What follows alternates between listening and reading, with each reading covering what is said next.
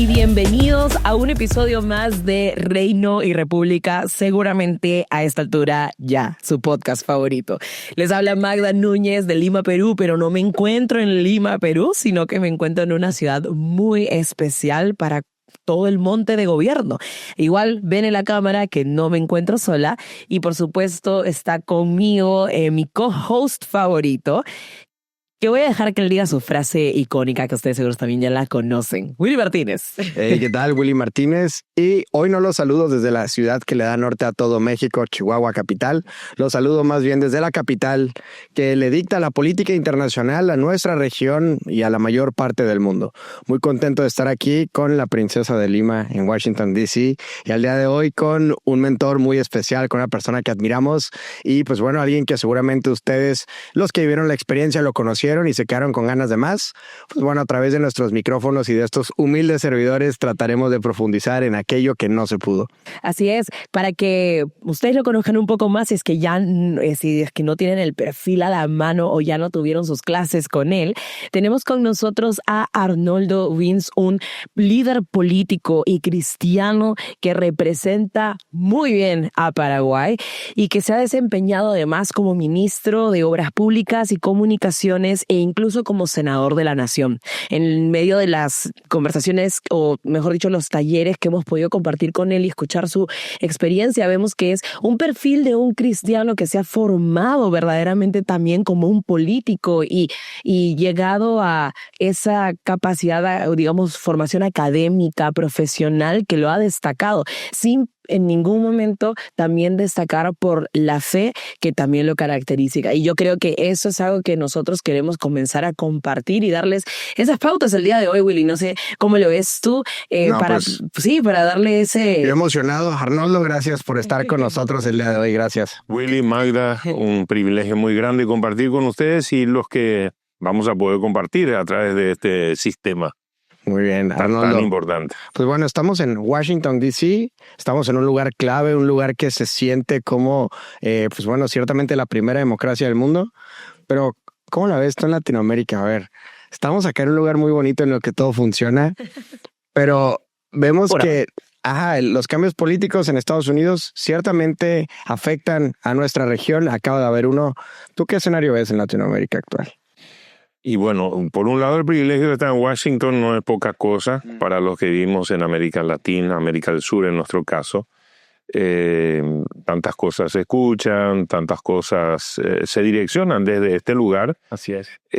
Pero nuestro continente está en una convulsión país por país con su propia dinámica democrática, buscando liderazgos nuevos, en una sociedad que, como parece ser, según lo que uno ve en todo el mundo, una sociedad que está harta de los políticos. Sí. Harta, o sea... Es deporte extremo ser político. Saturados de lo político. Ahora, ¿cuál es la solución? ¿Cuál es la forma en la cual una sociedad se va a organizar? ¿Cómo se van a ordenar las cosas? Si no es a través de un sistema de ordenar esto. Y ahí vamos al inicio de todas las cosas. Cuando Dios crea el mundo, lo crea en una forma lógica y lo pone al hombre como un mayordomo de la creación. El administrador. El administrador. Sí. Entonces ahí está el hombre que tiene que buscar la mejor forma de organizar el mundo que le ha creado Dios, toda la creación. Y bueno, nuestro rol como seres humanos es ser los buenos mayordomos de lo ajeno. Porque todo lo que la gente dice que le pertenece no es cierto. O sea, le pertenece a Dios finalmente todo. No vamos a llevar nada. Ese creo que es un concepto que como cristianos manejamos o deberíamos tener muy claro, ¿no? Y que te inspira incluso a cuidar los recursos humanos que tienes alrededor, los recursos naturales que tienes alrededor, porque sabes que no te pertenece a ti, sino le pertenece a Dios. Parte de ese gran atasgo, Magda, que tenemos hoy en nuestro continente es que muchos políticos, muchos de nuestros líderes políticos en los diferentes países cayeron en la trampa del materialismo, en la búsqueda de acumular riquezas, teniendo el poder, entonces acumular riquezas a como dé lugar. Y bueno, todos los sistemas de transparencia en los cuales la ciudadanía hoy tiene acceso a la información pública hacen que cada vez, yo a veces comparo eso con el Espíritu Santo, o sea, los sistemas de transparencia son aquellas cámaras, los sistemas que ven qué pasa en una institución, cómo se hace un proceso de licitación, la rendición de cuentas, está todo claro. Los cristianos tenemos un desafío muy grande, que es siempre saber que el Espíritu Santo o Dios discierne todo. Él sabe antes que nosotros digamos algo lo que vamos a decir. Él sabe lo que pensamos. Sí. Ningún ser humano puede adivinar lo que estamos pensando, pero Dios sabe lo que estamos pensando. O sea, Él lo ve todo, Él lo sabe todo, ni siquiera lo que decimos, sino lo que es nuestra intención. La intención de las palabras. La intención de nuestro corazón. Entonces, estamos en un momento político donde es como que se destapa todo. Lo que se sabía, lo que se sospechaba, hoy es de público conocimiento. Entonces hay una sobrecarga de frustración en la sociedad, especialmente en los jóvenes que dicen, esto está todo mal, esto está al revés. O sea, con esta clase de políticos, ¿qué futuro vamos a tener? Entonces, es un desafío muy grande.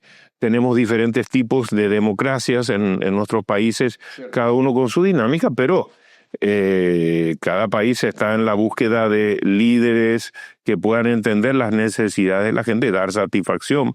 Y yo creo que ahí los cristianos tenemos un gran desafío y una ventaja seguramente de que si tenemos una buena formación, si vivimos en integridad, muchos y muchas cristianos y cristianas tienen una chance de poder utilizar la política como una herramienta de servicio al prójimo. Y ahora, ¿qué pasará en la política o qué pasará en esos sistemas de gobierno que es un lugar en el que se ejerce la influencia y que se ejerce influencia hace que personas decentes se corrompan o hace que personas malvadas busquen ese lugar? ¿Por qué de repente vemos eso?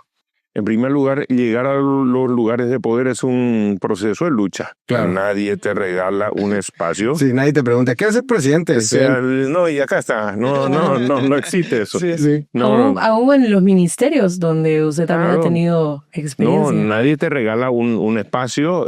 Cuando, en el caso que fui ministro de Obras Públicas, un cargo de confianza del presidente de la República, bueno, es un cargo de una persona que te confía ese cargo.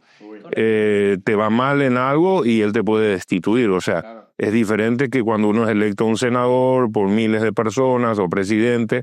Entonces uno le debe, digamos, al electorado. En el caso de un ministerio, uno le debe el favor a una persona. A mí eso se me hace más complicado. A una persona. Sí, porque si haces algo malo, siendo diputado, por ejemplo, tienes un electorado que te respalda, ¿no? Que te dice, no, déjenlo. Pero si le fallas al presidente, ¿qué crees que pasa? Entonces esta lucha, Magda y Willy, hace que muchos le tienen miedo a esa lucha. Sí. Porque en esta lucha se utilizan muchas herramientas de todo. O sea, lo sucio para mancillar tu reputación, para desanimarte. O sea, se utiliza toda la artillería de estrategias habidas y por haber para instalarle a uno y tratar de desinstalar al otro, para tomar ventaja, utilizar diferentes mecanismos. Hoy en día tenemos las redes sociales como aliados en un proceso de campaña política, aliado o también un beligerante, riesgo, ¿no? Un riesgo para muchos, porque cualquier persona puede dirigirse a cualquier autoridad o candidato de una forma en que eso trasciende de un celular. Hoy un celular es un medio de comunicación. Sí, es una satélite que está entonces uno se encuentra entre escenarios imprevistos muchas veces en el proceso. Y bueno, los buenos o las personas que tienen integridad, que tienen principios, deben saber que no es que por eso adelante pase, sírvase. No, al contrario. Los esquemas que manejan los sistemas de gobierno en muchos países son clanes familiares, son claques. La casta, ¿no? Como le dicen algunos. La casta. Son grupos de dirigentes que tratan de, a veces cambian un nombre, un apellido, pero se mantiene en el mismo sistema. Okay. Entonces, cuando uno viene de afuera, es como que es una amenaza a ese sistema y te quieren expulsar. Ahora, el lugar que no ocupan la gente de bien, ocupan los del mal.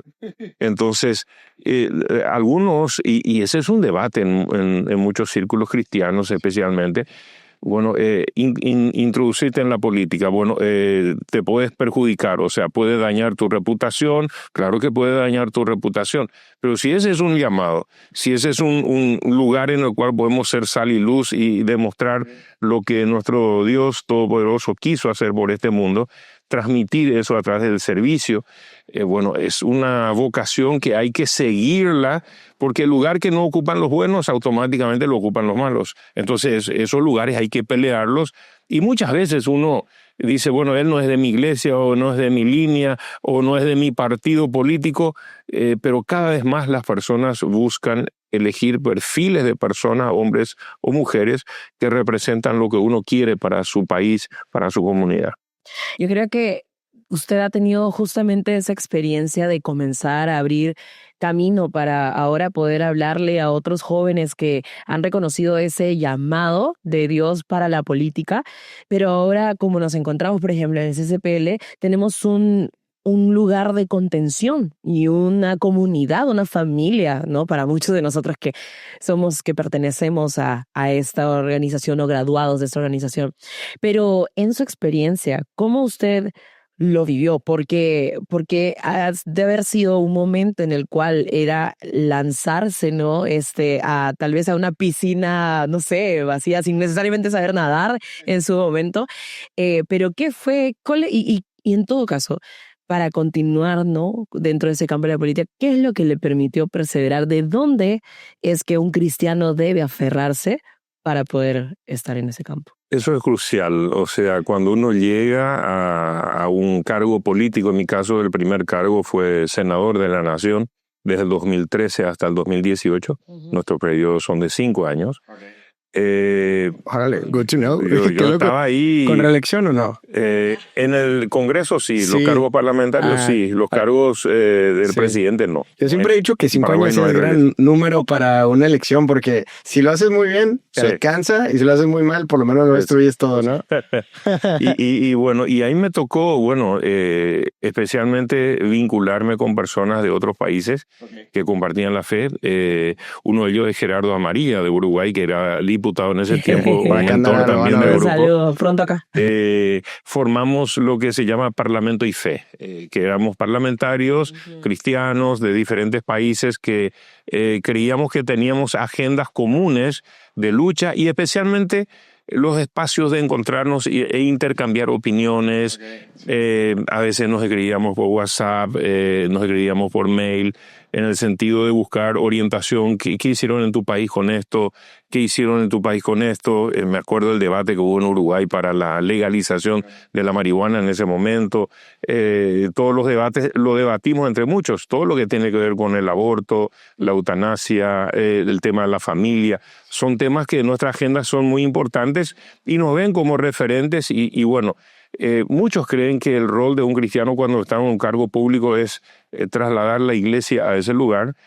Y bueno, que un senador va a pedir la palabra. Bueno, señores, vamos a dirigir una oración antes del pleno. Chicos. Bueno, no es eso lo que la gente espera de uno, y tampoco eso nos genera, salvo que le pidan. Muchas veces en grupos privados sí nos ha tocado orar en momentos críticos, de toma de decisiones, pero lo que la gente espera que uno, desde la perspectiva cristiana, tenga un aporte significativo en los debates, en los planteamientos de diversos temas. Medio ambiente, por ejemplo. Sí. Uno de los temas que muchas veces los cristianos lo tenemos como... Lo abandonamos, ¿verdad? Sí. Y luego, ¿por qué estamos como estamos? No, y el otro lado lo agarra como bandera. Sí, como una bandera. Después los derechos laborales, los derechos de la mujer, la niñez, la adolescencia, los adultos mayores. Cuando uno habla de todos los grupos etarios, y bueno, el debate en muchos países, las leyes tienen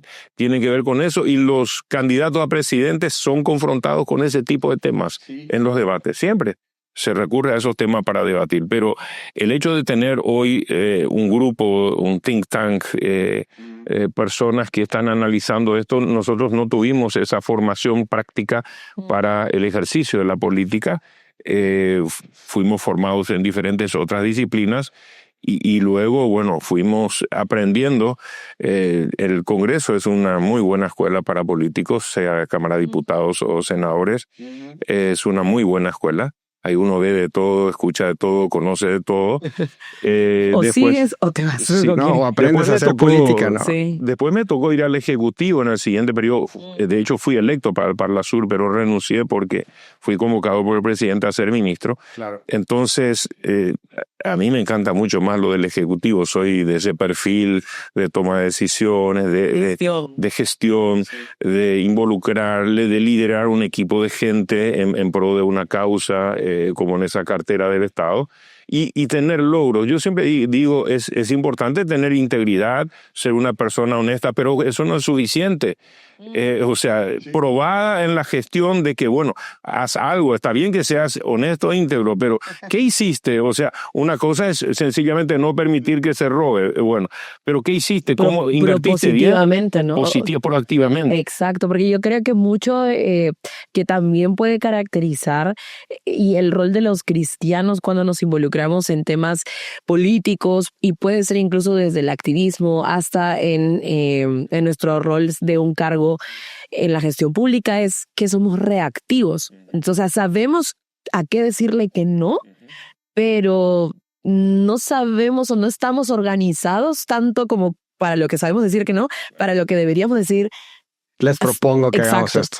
Por eso tanto hablamos de familia. Entonces un día dije, cuando fui senador, y bueno, ¿qué destaque le damos en nuestro país a la familia? Solamente que no tal cosa, porque la familia, esto que aquello. Entonces un día se me ocurrió y hablé con algunos colegas y presentamos un proyecto de ley para instalar en Paraguay el Día Nacional de la Familia. Y fue un tremendo debate, me acuerdo, en el Congreso, pero se logró instalar cada cuarto domingo de abril.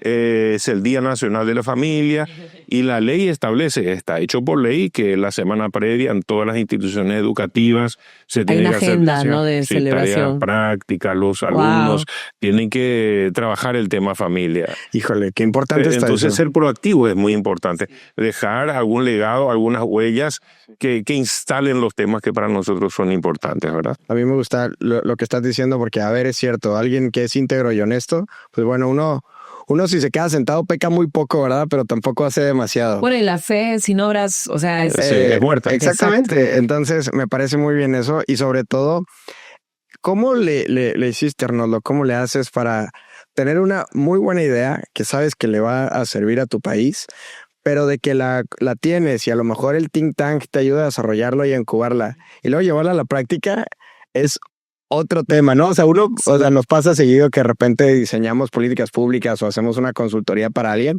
pero ya para instalarla y para ponerla y para cabildearla y para que ocurra. Y sobre todo garantizar legado de esa política pública, ¿no? Así, porque de poco sirve ponerla en un periodo y al siguiente que se quite. ¿Cómo es ese proceso? Por eso mismo yo quiero ser presidente de la República del Paraguay. Por eso. ¿Por qué? Porque hay muchas cosas que son lindas, o muchos temas, muchas cuestiones que son lindas ideas para debatirlas, pero los cambios más profundos parten de una iniciativa, en este caso, del presidente de la República con su equipo de trabajo, con una planificación que tenga que ver con el área de la producción, que tenga que ver con el ámbito de la empresa, la educación, la salud, la seguridad en un país. Entonces, dar esa impronta desde nuestros principios cristianos, bíblicos, a una gestión total de gobierno, para mí es el gran desafío. Por eso, en esta oportunidad salí con un poquito más de tiempo previamente para hacer un gran equipo de trabajo, donde obviamente los ex becarios de CCPL son parte del equipo ya de todos trabajo. nos subimos a la camioneta. De Paraguay, amigos. Pero vinculado con todo lo Cuando demás. alguien del CCPL está en campaña, todos estamos en campaña. Sí, es lo que hemos estado diciendo. Entonces, trabajando detalle por detalle, cuando hablamos, por ejemplo, de que Jesús decía de que lo que uno hace para los más pequeños, se lo hace para él, visitar a los huérfanos o atender a los huérfanos, a las viudas, a las personas privadas de libertad, a los más necesitados. Yo creo que lo que hoy necesita, en el caso de Paraguay, justamente es una política de Estado enfocada en los más vulnerables. Y cómo uno tiene políticas de Estado que, porque en nuestro país hace 2 décadas hace unos 20 años se está diciendo que la macroeconomía está bien. Se logró salir de un default selectivo económicamente en Paraguay en 2003. Y bueno, de ahí a esta parte tenemos una macroeconomía ordenada, pero tenemos dificultades de que eso llegue hasta las bases más humildes, más necesitadas. ¿Cómo hacer que el joven que hoy en muchos casos llega a tener un título universitario tenga una oportunidad laboral digna? Sí. Hoy los jóvenes en nuestro país laboral están desesperados porque no hay trabajo, no hay fuente de trabajo. Que ese creo que es un fenómeno que pasa en muchos países, digamos, en mi nación también he escuchado. Es global el tema, sí. Y yo me interesa indagar un poco más en este papel del cristiano en el ejecutivo, porque, hemos tenido la oportunidad de entrevistar antes también a otro ex candidato presidencial, ¿no? De nuestro querido inventor, Fabricio Alvarado, que lo queremos un montón. De Costa Rica. Saludos de Costa Rica. Fuerza para el desafío. Así es. Dele.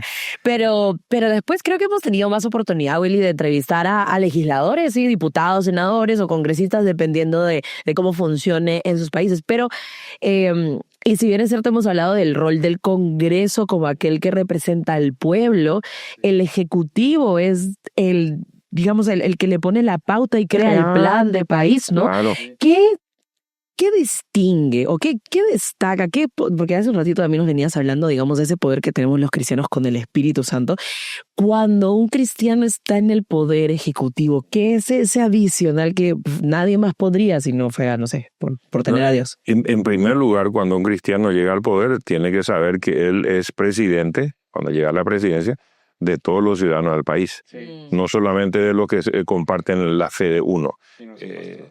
Claro, uno es presidente de todos. En segundo lugar, hay que dejar un legado y huellas indelebles de cosas positivas que uno deja en la gestión de gobierno. Y para eso es muy importante generar un equipo de trabajo, un equipo que tenga la misma pasión y visión que uno tiene. Y eso se logra solamente con el tiempo, formar ese equipo que sabe cómo atender en el ámbito de la salud, cuál es la orientación que tenemos que darle. Hoy tenemos tantos déficits en salud, cada vez tenemos más enfermedades, cada vez es más costosa la atención a la salud. Y en Paraguay al menos el acceso a la salud es un privilegio de pocos, debiendo ser un derecho de todos. ¿Tal cual? Es un privilegio de pocos. Entonces, ¿cómo hacer para que una política pública en el ámbito de la salud marque la diferencia y haya medicamentos gratis para toda la ciudadanía en todos los puestos de salud públicos de la República? Eso es absolutamente viable, es posible, pero para eso hay que dedicarse y hay que tener un equipo que entienda cuál es la visión y el norte del gobierno. Para eso hay que hacer gestión con los gremios correspondientes. O sea, hay muchas gestiones que hay que hacer. Y para mí es importante este tiempo previo a las elecciones en sí, de formar ese equipo y el plan de trabajo. En algunos casos requiere un decreto del presidente, en otros casos requiere una ley del Congreso Nacional, porque hay algunas cuestiones que están regladas por la ley. Claro. Entonces, uno cuando llega no es, miro el escenario, ¿qué voy a hacer? No. Cuando uno llega tiene que tener la batería de los procesos de decisiones todos hechos. Para conectar lista. Yo me acuerdo cuando Trump asumió este segundo periodo, él creo que firmó un decreto de 100 decretos. Fue en una. En los 100 primeros días firmó como más de 80 decretos o más. Entonces, claro, él ya en el segundo periodo ya tuvo la experiencia de lo que le faltó en el primero, en el sentido de que cuando uno llega, uno tiene un espacio de tiempo limitado en el cual uno tiene que hacer las reformas que tiene que hacer. Para gobernar el resto bien. En nuestro país, en 5 años, lo que tú no haces en los primeros 2 años, ya no lo levantas, ya son inventos. Ya no lo haces. Después ya es mantenimiento y corrección de los procesos que has iniciado y que deben marcar ese legado que uno tiene para el país. Paraguay es un país sin litoral. Sí, cierto. Ustedes vienen de países con litoral. ¿Qué significa? Nosotros tenemos un desafío adicional como país netamente o principalmente productor de alimentos, de que esos alimentos van a los mercados, especialmente Asia, Europa, etcétera, etcétera, que requieren salida al mar, para lo cual nuestro país tuvo que aumentar, me tocó ser ministro, por eso de Obras Públicas, aumentar la conectividad con puentes internacionales, con conectividad, para poder enviar los productos a nuestros mercados. Exporta. Entonces, Paraguay históricamente fue hace cerca de 200 años atrás, el país más rico de América del Sur. Sí, me acuerdo. Fue una potencia en el continente, por lo cual tuvimos una guerra terrible, donde 3 vecinos se unieron, Uruguay, Argentina y Brasil, contra Paraguay para exterminar nuestro país. Sí. Y ese momento de tanto crecimiento económico que tuvo Paraguay fue cuando el doctor Francia, que fue un teólogo que llegó a la presidencia de la República, cerró las fronteras. Aparte de ser un país sin litoral, cerrado, tuvo una visión de desarrollar todas las habilidades. Todo lo que el paraguayo consume, el paraguayo puede producir. Todo lo que el paraguayo necesita, lo tenían que hacer los paraguayos. Tal es así que, bueno, las potencias mundiales se fijaron, Inglaterra y otros que en ese momento eran los mandantes. Bueno, después vinieron estos procesos históricos, pero el paraguayo es un ser extraordinariamente capaz. Se luce fuera de nuestras fronteras cuando paraguayos van a trabajar en Argentina o en Brasil o en España. En México tenemos varios. México, en Estados Unidos. Se destacan porque son muy capaces, son muy trabajadores, aprenden rápido una profesión, un oficio. Y se apasionan por apasionan. Sí. Entonces tenemos una raza guaraní muy especial, que se resiste a ser aniquilada y que surgió de nuevo después de las cenizas de varias guerras que tuvimos.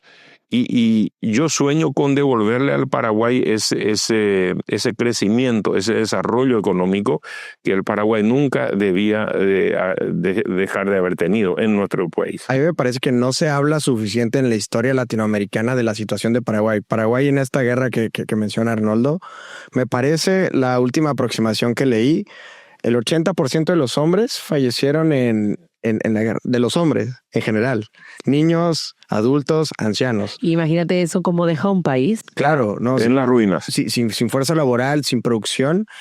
Pero fue muy rápido el regreso a partir de eso. Es que lo que yo leía históricamente, hay un libro en específico que se llama Tierra de Volcanes, que ahora es Latinoamérica, escrito por un inglés, y menciona que lamentablemente eso le ocurrió a Paraguay, pero no, si le hubiera pasado a cualquier otro ya no existiría el país. Sí. Decían, pero le pasó porque si le pasaba a cualquier otro no hubiera salido. Entonces creo que no se habla lo suficiente de lo que ocurrió y muy rápido se decidió que se olvidara por estos 3 países vecinos. Y bueno, son páginas de la historia que muestran de qué perfil está hecho este ser humano que habita en ese territorio, que luego recibió contingentes de inmigrantes. En mi caso, yo soy descendiente de inmigrantes de la Unión Soviética, mis abuelos, que vinieron con la Revolución Bolchevique en 1930 a Paraguay. Y bueno, integramos ese país y nos sentimos paraguayos como aquellos que, bueno, fueron fruto del mestizaje en su momento de los españoles con los guaraníes o con otras etnias. Ahora, y me encanta cómo hablas de despertar, ¿no? Nuevamente, de volver esa raza guaraní. Yo siento que con los amigos que he conocido de Paraguay, los mismos chicos que se encuentran en esta experiencia con nosotros, es impresionante cómo ellos realmente, todos, ¿no? O sea, manejan el guaraní, hablan el guaraní. ¿No? Y yo digo, wow, o sea, porque, o sea, también me llama la atención, digamos, en nuestros países tenemos diversas culturas y también lenguajes nativos y no muchos te enseñan o decides estar tan cercano a ellos, pero yo creo que en Paraguay es distinta la situación. Ahora, mi pregunta iba sobre todo por esa aspiración al poder ejecutivo, ¿no? Y ese plan, estrategia que se está construyendo, ese equipo que se va armando. Uno es el equipo que armas para hacer el plan de gobierno, pero ciertamente, porque el proceso electoral lo ve así en estas democracias, tienes que generar un movimiento. O sea, es lo que se busca, ¿no? A nivel nacional. ¿Cómo se logra eso? Sí, ¿cómo eliges a la gente? O sea, ¿cómo vas a confiar? Es peor que confiarle a tus hijos, le estás confiando a tu país. A tu equipo. Y luego, ¿cómo logras llamar a toda la gente del país pues para que te vote, ¿no? Porque al fin y al cabo son votos.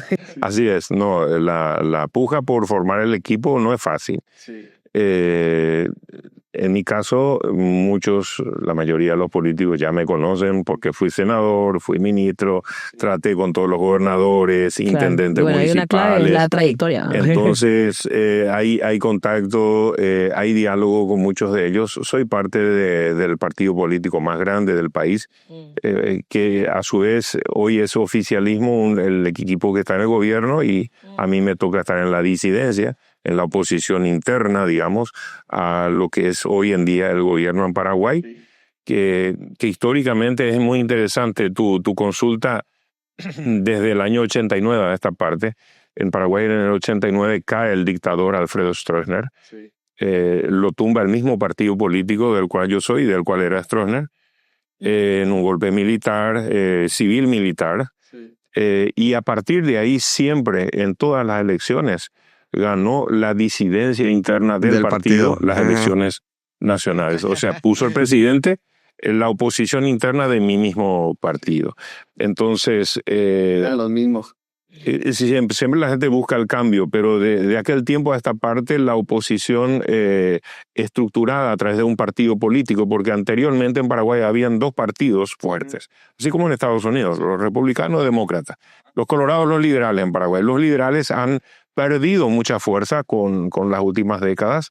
Siguen siendo el partido de oposición mayoritario, de más adhesión, pero no les alcanza para llegar a la presidencia. Tienen que buscar coaliciones con otros movimientos o desprendimientos de nuestro partido. Entonces, ¿cómo se arma el equipo? Bueno, se habla del equipo, en este caso, que estoy con tiempo, estoy visitando a veces casa por casa, llegando a los hogares de los pobladores, escuchar sus inquietudes. En este periodo, yo tengo 3 etapas. En ese primer periodo de este año es la etapa de escuchar a la gente para hacer un buen diagnóstico. Escuchar a la gente, y la gente necesita ser escuchada. La queja de muchos ciudadanos es: los políticos están allá sentados en el aire acondicionado, no saben mi necesidad, ¿qué paso yo? Bueno, lo primero es entender las necesidades de la gente en todo el país. La segunda etapa, el año que viene, 2026, tenemos las elecciones municipales, donde en los 263 municipios del Paraguay se elige intendente y concejales. Entonces, el año que viene acompañaré el proceso de elección de muchos intendentes y concejales, donde ya tenemos equipo de trabajo, equipo político. Okay, sí, presencia política. Esa es la base de tu equipo luego a nivel nacional. Sí. Apenas terminan las elecciones municipales, ahí ya todo se enfoca en las elecciones presidenciales, que a finales del 2027 son las internas y principios del 2028 las generales. Entonces, en ese tiempo es donde se definen ya quiénes son los candidatos a senadores, a diputados y a gobernadores, que son electos en el mismo momento que la elección al presidente. Entonces, el equipo se va formando, como decís, por un lado la parte técnica. Hay algunos técnicos que no son tan políticos. Es que sí, siempre pasa esa duda, ¿no? Pero es importante que le escuchen a los políticos. Claro. Esa lucha entre técnicos versus políticos, finalmente después en la Cuando gestión... deberían complementarse. Debe complementarse. Sí, debe haber tecnócratas también. Hay otros que son muy políticos y muy poco técnicos. Entonces uno tiene que encontrar el equilibrio en la formación de un equipo, de tener una armonía entre esos equipos, de que los técnicos sintonicen con la clase política. Porque famoso, uno dice, cuando uno elige a sus principales colaboradores, ¿quiénes van a ser tus ministros? Sí. Bueno, tú puedes tener un perfil Harvard con toda Oxford, las mejores universidades del mundo, que tenemos en Paraguay, gente formada, pero que no sintonizan con la clase política. El tacto, ¿no? Y no escucharon tu discurso como candidato a presidente, o no saben qué es lo que prometiste en campaña. Y después, cuando se ganan las elecciones, se busca el concurso de los más capaces, supuestamente, o los mejor estudiados, pero muchas veces ellos fracasan en la gestión por esta cuestión. Sí. Porque el que es un ministro debe atender al gobernador que viene con sus intendentes, debe atender al diputado, al senador, que no es que piden para ellos, piden para su comunidad, la ruta que debe unir esta comunidad con la otra, el sistema de agua potable, la electrificación tiene que tener mejora en tal sistema. Entonces el técnico, cuando se encierra en su tecnicismo y no atiende a la clase política, dura muy poco al frente de un ministerio. Puede ser una excelente persona, un excelente profesional, pero no encaja en el equipo porque no le hace caso a la clase política. Pasa mucho con los headhunters, por ejemplo, que fue algo que pasó en México, que dijeron, cazadores de talentos. Ajá, vamos a llegar de cero y vamos a hacerlo como nunca se ha hecho. Vamos a contratar gente como si los fuéramos a contratar para empresas. Sí. En esa época no había LinkedIn, pero van y hacen cazan los talentos y pasa eso, ¿no? Que empiezan a ver la responsabilidad no para la ciudadanía, sino como un número más en un Excel que ellos están acostumbrados a tenerlo siempre bien. Y ahí es donde decimos, ok, pues no estamos gobernando para robots, ¿no? O sea, somos personas. Ahora, porque también el tiempo siempre nos apremia de esos episodios, porque no yo creo ser. Que nos quedaríamos hablando muchísimo. Me toca hacer la aguafiestas que recuerda del tiempo. Magda, a mí siempre me toca hacer, déjalo disfrutar, Arnoldo. Magda, qué poquito. No, bueno, pero esto es nuevamente porque queremos un segundo episodio. O sea, siempre es para comprometerlos a continuar una segunda vez. Claro. Pero yo quiero de pronto, porque no quería que se nos vaya la oportunidad de conversar esa segunda parte de la pregunta que habíamos hecho, que era, y me venía a la mente la imagen de Jesús, ¿no? Jesús formó su equipo de discípulos, ¿no? Sí, cierto. Tenía su primer anillo, que eran los 12. Después su segundo anillo, políticamente hablando también, los 70. Sí. Después los 120 y así sucesivamente. Eso era como, y mi pregunta justo era esa, como desde la presidencia o para llegar a la presidencia, ¿cómo vas formando así ese movimiento que finalmente se traduce en las personas que votan para colocarte en ese lugar? Una dinámica es la geográfica. O sea, la geográfica es la lógica porque así funciona. Un sistema electoral por departamentos o gobernaciones, regiones, municipalidades. Entonces uno va formando su equipo para cada departamento, en cada municipio. Pero luego uno tiene un equipo de campaña política, que es el primer anillo, el que está en el día a día con uno, el que hace las conexiones, uno distribuye las tareas a nivel país. Después tengo un equipo trabajando absolutamente en lo que es el programa de gobierno, donde van y vienen también políticos, técnicos que están trabajando, armando el trabajo de gobierno, actualizando permanentemente la base de informaciones. Lo peor que puede pasar es que uno esté desfasado con la realidad económica, lo que sea. Uno tiene que estar al día con todas las cosas para acertar. Un diagnóstico te ayuda a darle una buena medicación o un buen tratamiento a una enfermedad. Lo mismo en el país. Sí. Un buen diagnóstico es clave. Y bueno, también se hacen los estudios, Magda, de medición, de popularidad, quiénes son las personas que pueden integrar el equipo, quiénes tienen confianza de las personas. Y lo que yo mucho hago, Magda, es motivarle a la gente a incursionar en política. Muchos se están animando por primera vez a incursionar, personas de un buen perfil, que son jóvenes, en muchos casos profesionales, que tienen criterios muy claros de lo que debe pasar en su sociedad, en su comunidad, pero hasta ahora lo han hecho desde la gradería. Y es que es difícil e intimidante entrar en la cancha. Y lo hago con mi testimonio personal en muchos casos. Yo también me resistí mucho tiempo de entrar a la cancha. Te aguantan las cosquillas. Sí, pero ahora sí, me toca motivar a muchos, formar equipo de trabajo, empoderarlos con la visión que tenemos y bueno, después eso ya casi corre solo, ¿verdad? Y yo creo que lo hace con todos los que lo escuchamos en el CCPL. No, y nos motiva a todos a seguirlo haciendo y pues bueno. Categoría. Ya ni modo, Magda nos cortó el programa del día de hoy. Ni modo, nos cortó Magda. Magda nos cortó, nos censura. Yo solo voy a decir que después nos dicen, no, ¿por qué Magda, Willy? ¿Por qué se pasan tanto? No, pero bueno, así concluimos esta emisión de Reino y República. Arnoldo, muchísimas gracias por haber estado con nosotros. Las puertas abiertas y por ahí nos vamos a encargar de mandar tu link. El día que le piques, vamos a estar en podcast cada quien desde nuestros países. Fabuloso. Por ahora fue un placer tenerte aquí en vivo y en directo desde Washington, D.C. Fue un placer y gracias de nuevo por el favor de su atención. Mi nombre es Willy Martínez de México. Mi nombre es Magda Núñez de Perú. Y estuvimos con... Arnoldo Vins de Paraguay. He aprendido mucho de ustedes. Gracias. Esto fue Reunión República. Nos vemos la próxima. Nos vemos. Chao. Chao, chao.